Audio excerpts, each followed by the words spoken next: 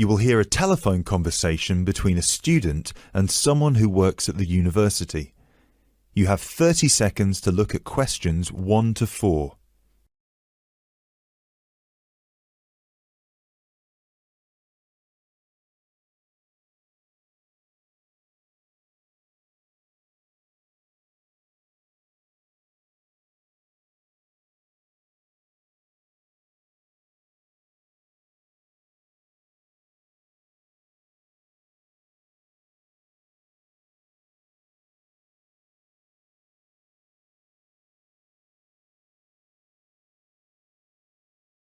Now listen carefully and answer questions 1 to 4.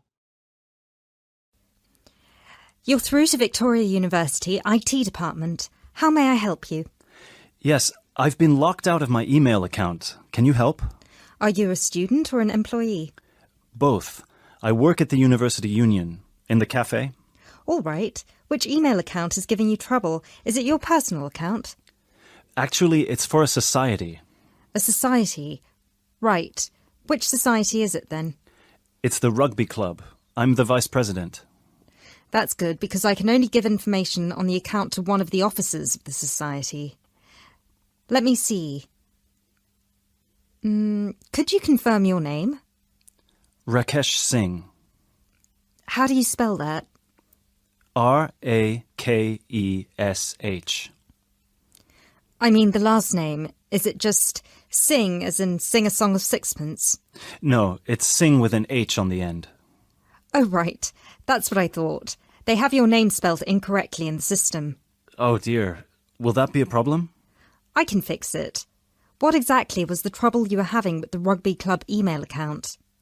Well, I was trying to log in just now, and it said I had the wrong password. That's not good. You are going to hear more of the telephone conversation between a student and someone who works at the university. You now have 30 seconds to look at questions 5 to 10.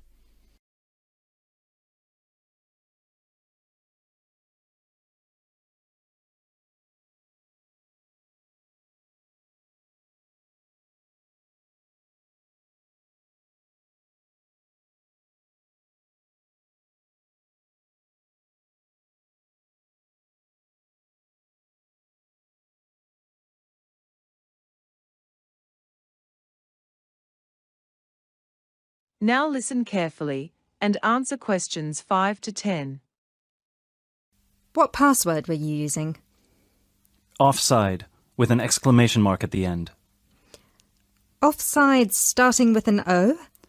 That's the password I was given. I was just elected to be an officer of the club. Good for you.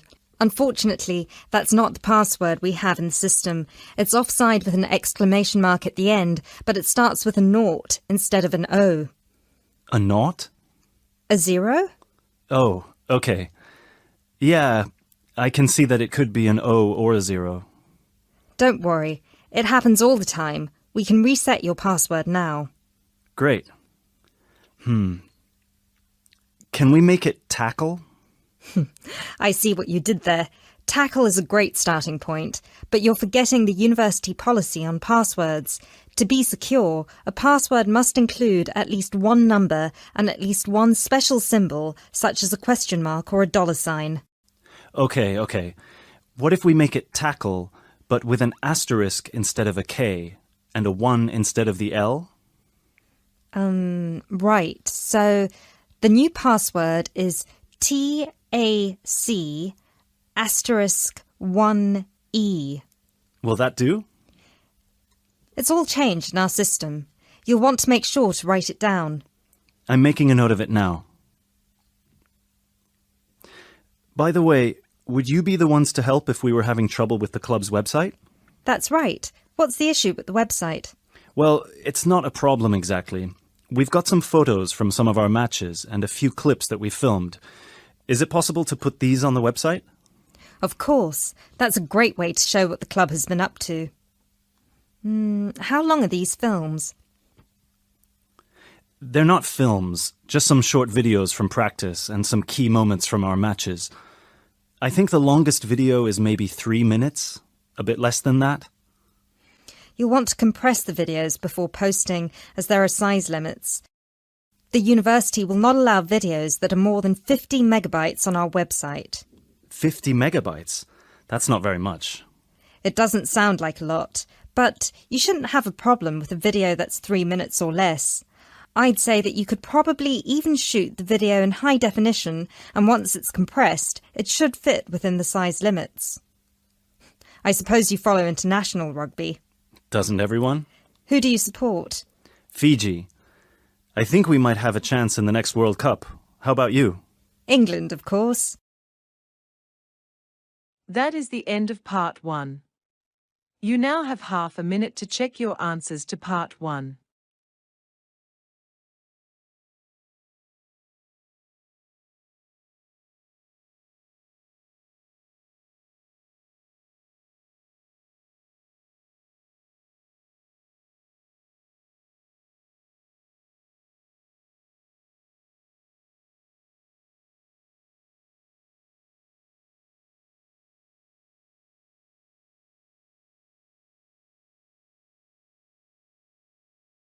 Now move to part 2.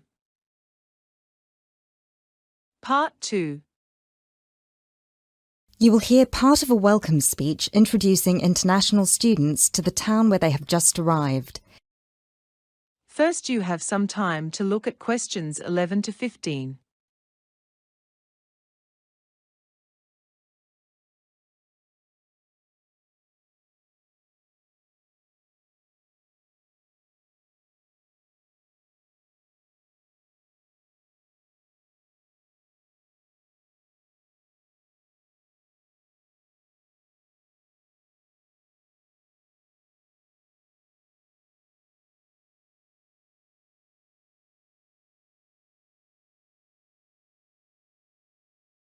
Now listen carefully and answer questions 11 to 15. I know many of you have travelled quite a long way to join us to continue your studies here in Shipsbury, so you'll want to get acquainted with our town and find your way around, as Shipsbury will be your home for the next few months. Here in the Student Centre, we're just across London Road from the college's main campus, right on the corner of the High Street. If you haven't done so already, you'll need to register with the police. Be sure to take your passports and your letter from the college with you and present yourself at the police station, which is a block away from the college at the corner of Park Lane and Sheep Street. Be sure to check out Victoria Park, which is half a block east of the police station. The park extends to the north, past London Road and as far as Church Lane. You're likely to spend quite a bit of time in the public library, which is located on Park Lane between the police station and the park. Just north of the public library is the Park Hotel. This is the finest hotel for miles around and does a very tasty, very traditional English tea on Sunday afternoons. You'll need to book ahead and it's well worth the price.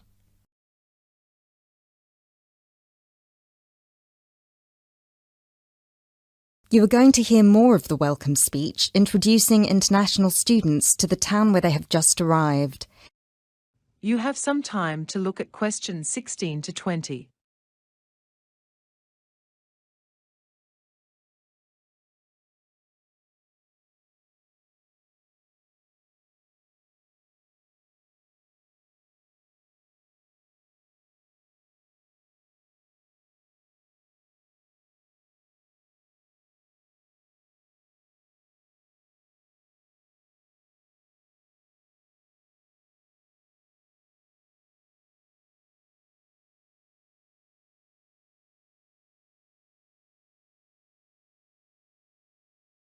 Now listen carefully and answer questions 16 to 20.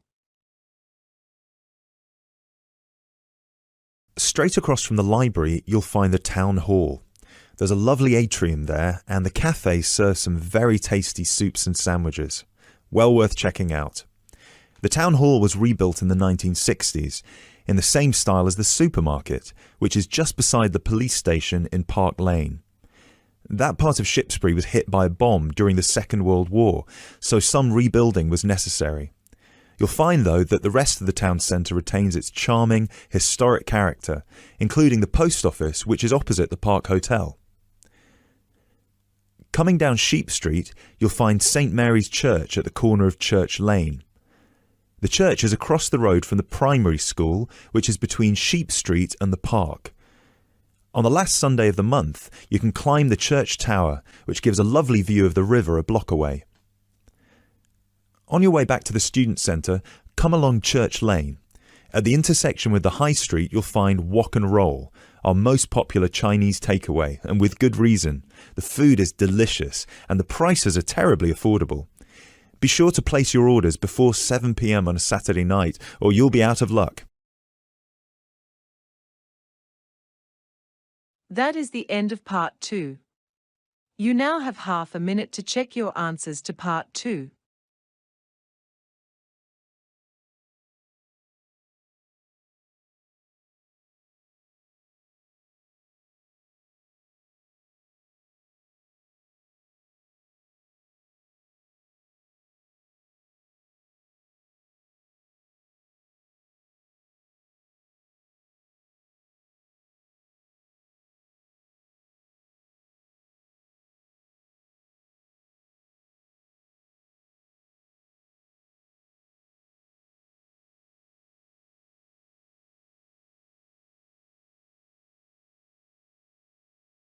Now move to part 3. Part 3.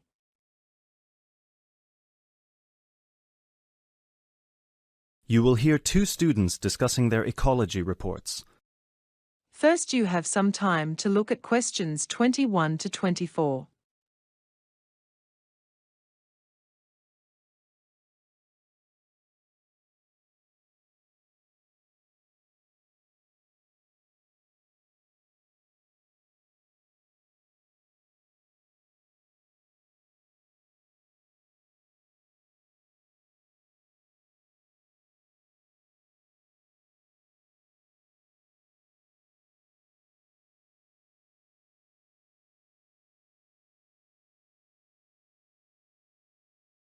Now listen carefully and answer questions 21 to 24. Hi, Robert. What are you up to this afternoon? Oh, hi Millie. I'm just working on my recycling report for our ecology class. Oh, cool. I'm having a lot of fun with mine. Ecology is my favourite module. Oh, I wish I could say the same. I mean, I care about the environment and all, and climate change is really something we should all be concerned about. But the lecturer is so dull. He can be a bit dry. What's the focus of your report? I'm looking at the statistics for recycling collected by the local council for the last 3 years. It's so boring. But there are some interesting facts in there, I suppose. Sounds interesting. I'm also looking at the local area. My report is all about what Greenwood Council are doing to increase the amount of rubbish that is recycled. Right. Well, it seems like we're always recycling more and more, but I guess it's never enough. You're right. We can always do more. What's really interesting is how the council has got us recycling more. I've spoken to several councillors and local activists who have done a lot on this issue, and the politicians and activists agree. The biggest reason for the increase in recycling is the change in the size of our rubbish bins.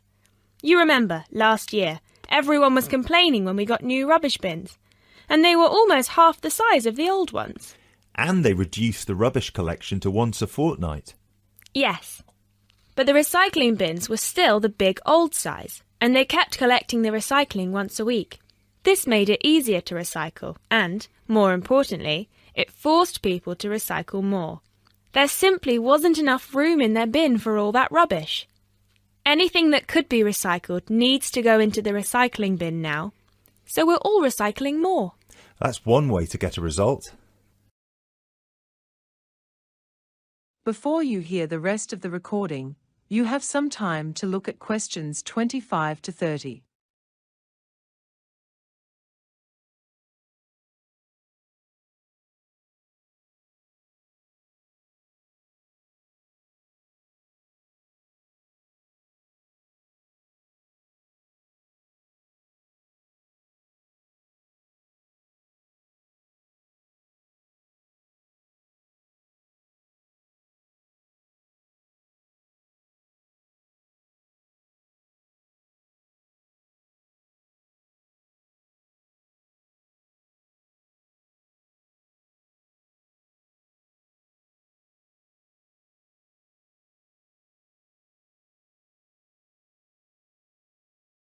Now listen carefully and answer questions 25 to 30.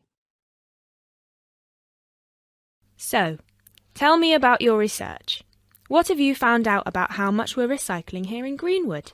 Well, Greenwood residents recycled 31% of all our waste last year. Waste meaning rubbish plus recycling. That's up from 27% 3 years ago. So, a rise of 4%. That's brilliant. It is. And it's even better because the overall amount of waste increased as well by 10%. So we've recycled a greater share of a larger total. That means less rubbish going to landfill. What did you learn about what people are recycling? Any big changes there? That was the surprising thing. People aren't recycling nearly as much paper and card as they used to. The rate of paper and card recycling has dropped by 6%. I didn't expect that. You'd think that people are being a bit better about not putting packaging and old papers in the rubbish, but recycling it instead. Do you have any research about why the figure is down? Now this is something. You know how we used to recycle all our old newspapers and magazines? I can't remember the last time I bought a newspaper or a magazine. But you still read them, don't you? I guess. Well, actually, you're right. I do read newspapers and magazines. Only I read them online. That's just it. People are reading their periodicals on computers and tablets instead of buying a physical copy. If you never buy a printed newspaper or magazine, you needn't recycle it. Wow, I wouldn't have thought of that. The other big change in the recycling figures is that we are recycling a fair bit more plastic than we did before. In the last 3 years, the figure for plastic recycling has increased by a quarter. They think that people here in Greenwood are recycling more plastic because of all the attention to recycling, rather than just binning things like drinks containers and carrier bags. The local council did a big campaign around this last year, with lots of posters in supermarkets. They say it was a huge success. Who exactly is they? Who did you talk to as part of your research? You know, I volunteered at the recycling centre last semester. So I dropped by there, talked to some of the guys, and they put me on to a lady from the council who gave me all the figures. Oh, she did go on a bit, but yeah, she was really helpful. That is the end of part 3. You now have half a minute to check your answers to part 3.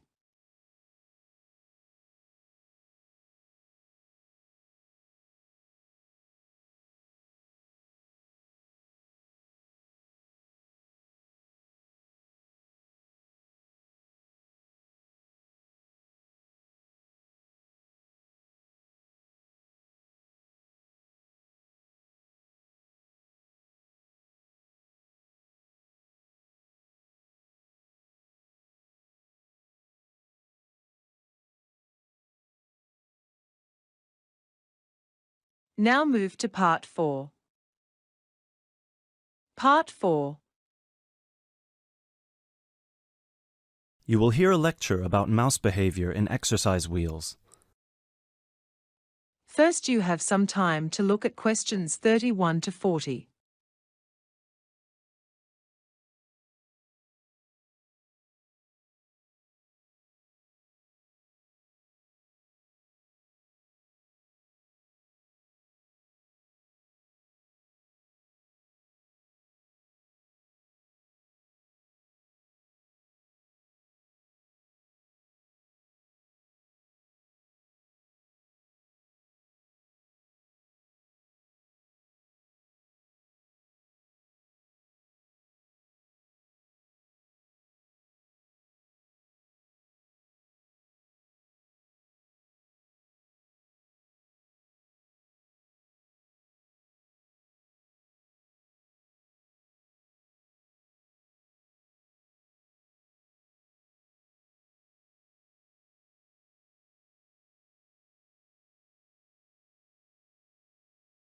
Now listen carefully and answer questions 31 to 40.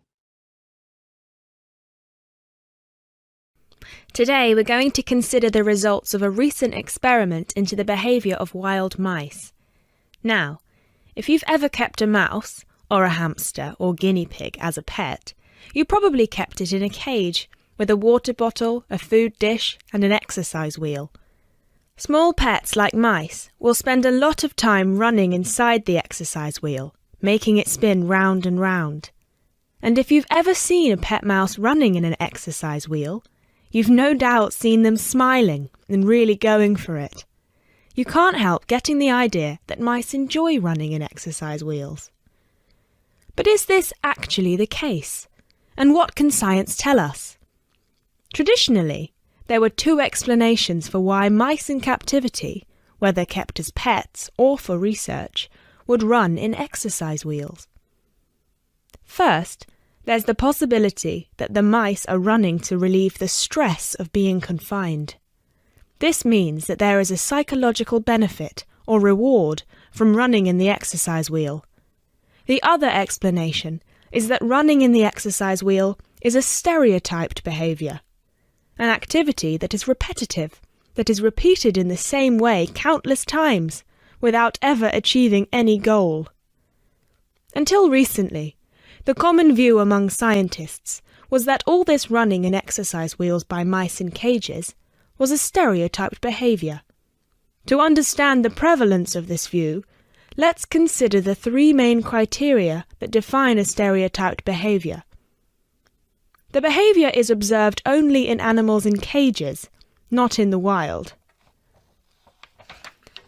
Second, the behaviour is repetitive, invariably the same, with no apparent purpose or benefit.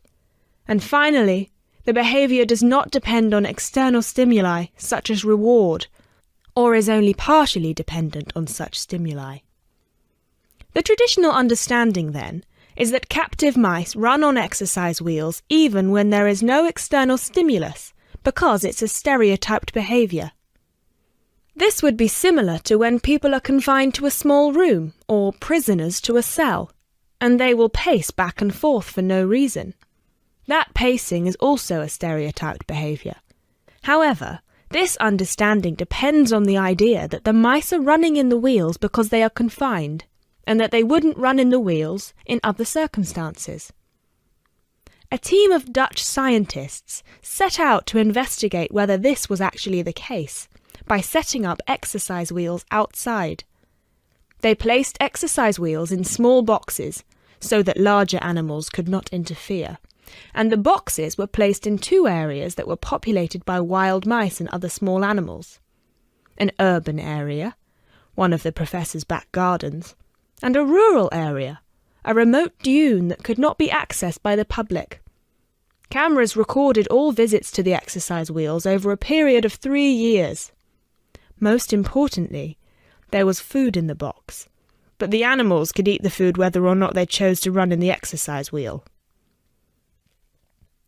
In the course of the experiment, the running wheels were used more than 12,000 times by animals including mice, frogs, slugs and birds. Mice, however, accounted for 88% of the wheel running. For the final months of the experiment, the researchers removed food from the boxes, leading to a drop in the frequency of visits to the boxes. Even so, visits where the wheel was used increased by 42%. This suggests that mice visited the boxes solely to run on the exercise wheel. As a result, the scientists concluded that running in an exercise wheel is inherently rewarding to wild mice.